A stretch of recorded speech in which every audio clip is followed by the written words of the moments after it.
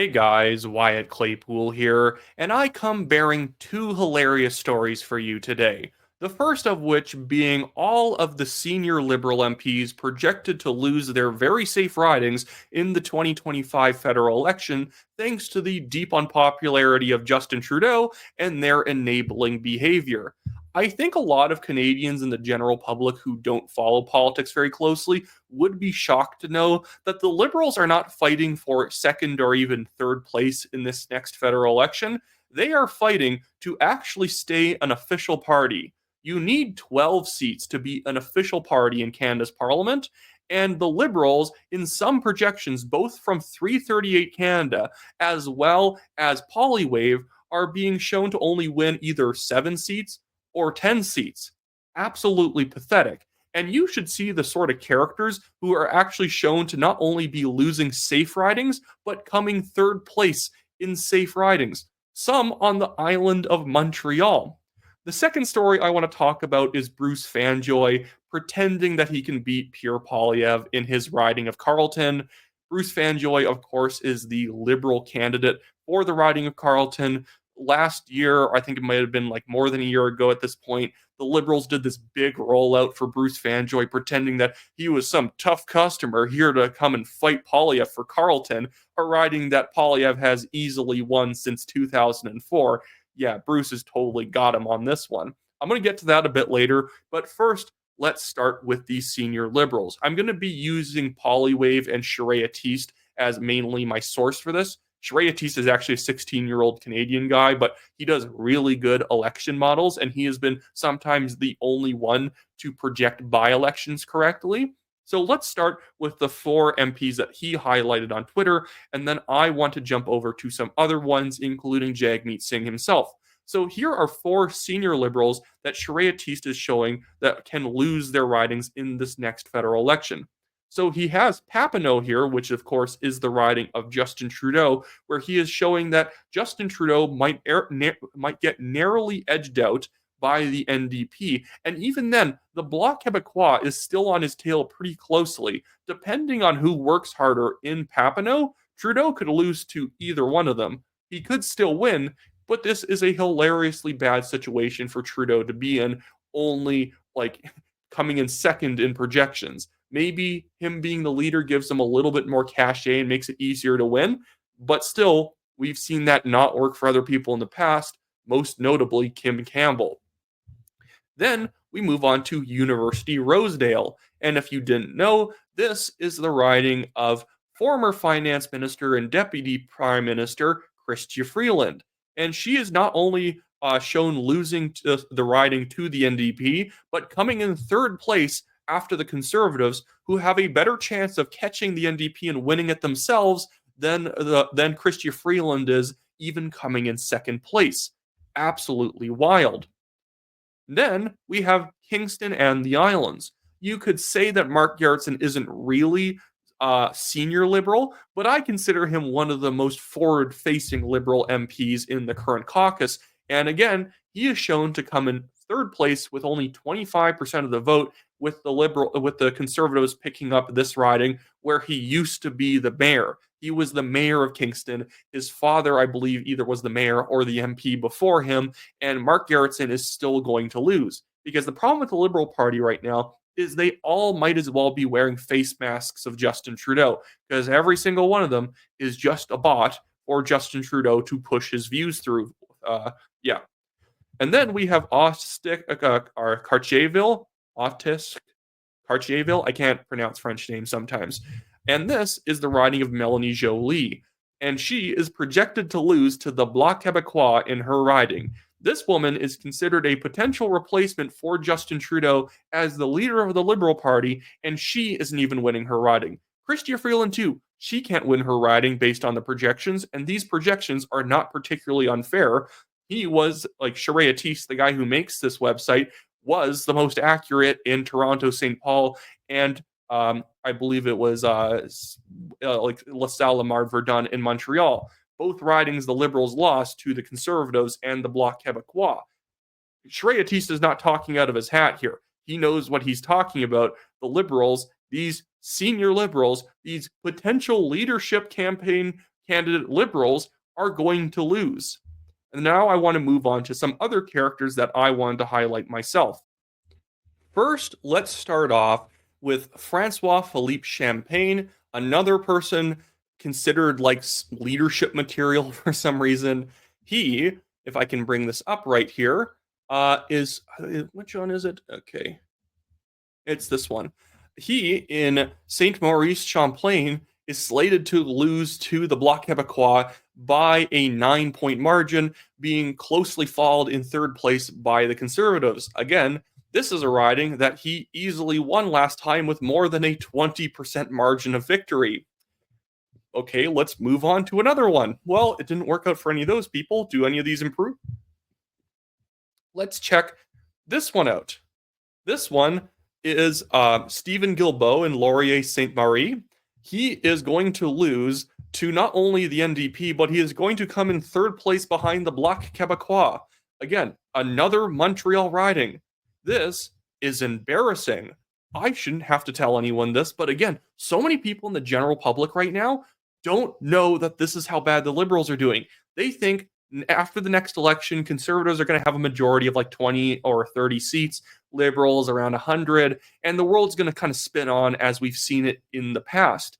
This is again an extinction level event for the Liberals. They are being viciously rejected by the general public, and part of it is because not only is Trudeau hated, but what's the point of voting for a Liberal who is only a mouthpiece for the Prime Minister? You expect, even though Canadian politics can be very leadership-centered, that the leader tends to basically declare he wants something done and everyone tends to carry it out. There is not even that. People don't even carry things out through their own style and through their own means. People just do point for point exactly what Trudeau wants in the way he wants it. So why would you vote for a Liberal MP? They don't do a good job. They just do what Trudeau wants. Anyways, like you get way more personalities inside the federal Conservative Party. There are no personalities in the Liberal Party other than Mark Garretson, but for all the wrong reasons.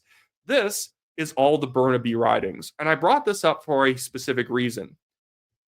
Jagmeet Singh, the leader of the NDP, is of course a Burnaby MP. He is the MP for the riding of Burnaby South. The problem is after all of the ridings get redistricted, Jagmeet Singh is going to be without a riding, and he's going to have to pick where he wants to run. Now, you notice New Westminster, Burnaby, Mallardville looks like a good place for Jagmeet Singh to run. It's an NDP seat that is projected to stay NDP. The problem with that is it's Peter Julian's riding, and I'm pretty sure that Peter Julian is still running in the next election. And in fact, that actually has no overlap with Singh's old riding. Singh's riding basically got cut in half between Burnaby Central and Burnaby North Seymour, both ridings that are shown to be being won by the Conservatives. Burnaby Central is not too bad. It's only a couple points behind, but that's pretty sad if we're considering a couple of points behind the Conservatives to be a good riding for the leader of the NDP. In Burnaby North Seymour, the Conservatives are cleaning up. And in Vancouver Fraserview South Burnaby, the Conservatives are also winning by 8 points. It actually might be Vancouver Fraserview South Burnaby. That's the other riding that heavily overlapped with Singh's. I actually believe it overlapped more than with Burnaby Central. And I believe Burnaby Central is also currently being held by an NDP MP at the moment.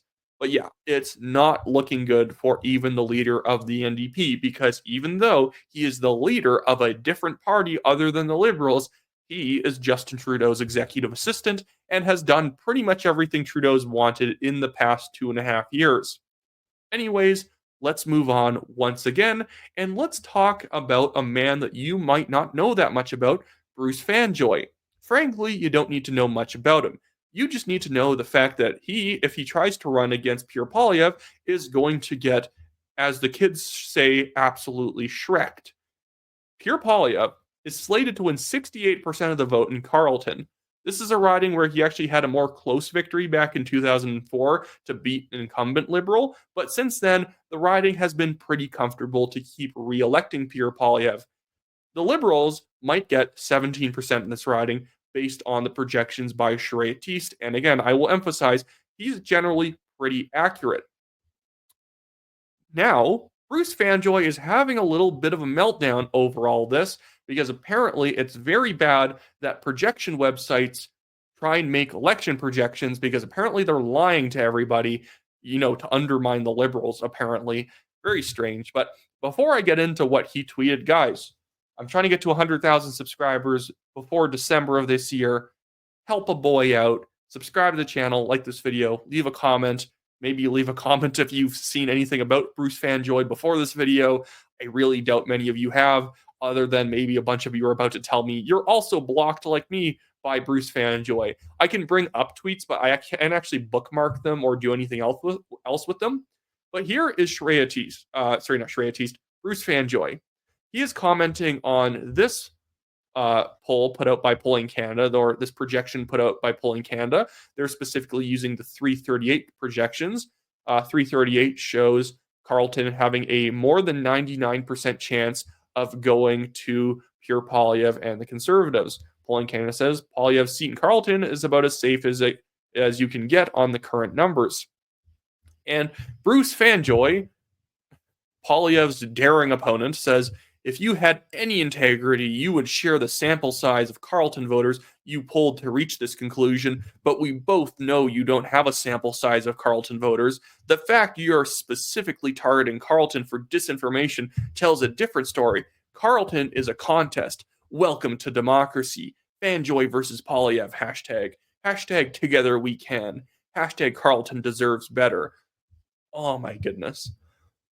This is as delusional as certain PPC candidates, not all of them, but PPC candidates who do no work and they just assume that there's going to be a purple wave and they're going to win despite doing no campaign work.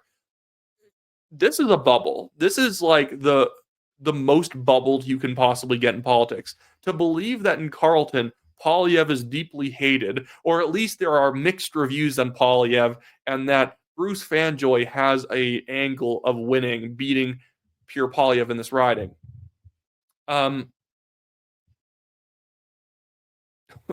The comments were not very good to Bruce Fanjoy. That's the thing too is here. He's also complaining at Polling Canada. Polling Canada is run by a former Ontario NDP candidate. This guy is not a righty. He is not trying to pump up Pierre Poilievre. It's just the numbers.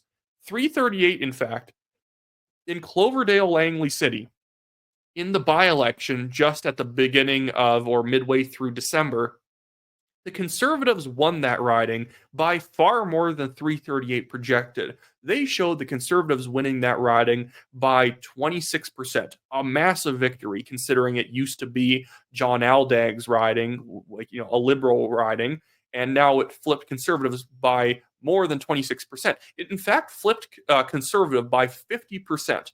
There is a 50% lead that Tamara Jensen had over her Liberal opponent. And someone could just say, well, that's just how by-elections work. By-elections have weird results. Well, the other projections tended to line up pretty decently well. And in other by-elections, I think that we've hit the corner where nobody thinks the Liberals are doing well anymore. Nobody thinks they can win. That by-election happened the day after, I think the same day as the Freeland resignation. I think that is actually the new atmosphere that we are in. That the Liberals are falling apart, so why bother showing up and voting for them? Do you think that Bruce Fanjoy has the secret sauce of knocking doors and telling people, that Poilievre is actually an evil far-right, woman hater or something like that, and they're suddenly going to vote for you? No. Bruce Fanjoy probably walks around talking to people who talk a lot like Bruce Fanjoy, and he thinks that because he knows a bunch of Liberal people who live in Carleton, that must be all Carleton residents. If you do enough door knocking and you interact in enough environments, you will realize how many people disagree with you. Even if you're in a safe riding, you will find a lot of people who disagree with you. But if you're in an unsafe riding for yourself, you will quickly realize that most people disagree with you or don't really care about your message. What's the actual hit on Pierre Poilievre at this point? I don't even know. Oh, he won't get a security clearance. None of these people have ever investigated the reason why Poilievre doesn't get it. Every single person is wading into this combat, having never actually looked up the discourse on it. That Poilievre doesn't want to get it because there's no point in getting it. And they get to do a background check, not just on him. He's done background checks before, tons of them, because he's been on other committees that require it. He doesn't want to have every single member of his family, a bunch of his friends, all have to go through CSIS background checks for literally no benefit. Because if he gets it and he reads the Nisikoff report on foreign interference, he gets to never speak about it again, because that's the rule. So why subject tons of members of your family and probably the family dog to invasive searching through their backgrounds? Not that any of them have done anything wrong, but just the rigmarole of doing this for literally not a single ounce of benefit for yourself or your party or anything that you can use to hold the Liberals accountable. That is the reason he does not get it. Trudeau knows who the traitors are, and yet he does nothing with it. None of these people ever investigate that, because they'd rather just say, hey, did you know that Pierre Poilievre doesn't have a security clearance? I didn't know that. Wow, I didn't know you didn't have a security clearance. I guess we should just elect Trudeau again. We should elect the guy actively involved in foreign interference, because he knows all of the Liberal MPs who are basically acting as puppets for foreign governments and does nothing about it, because Poilievre won't get a security clearance. Oh, okay, let's throw the country down the drain because you found a really stupid gotcha that doesn't even work if you actually know the background.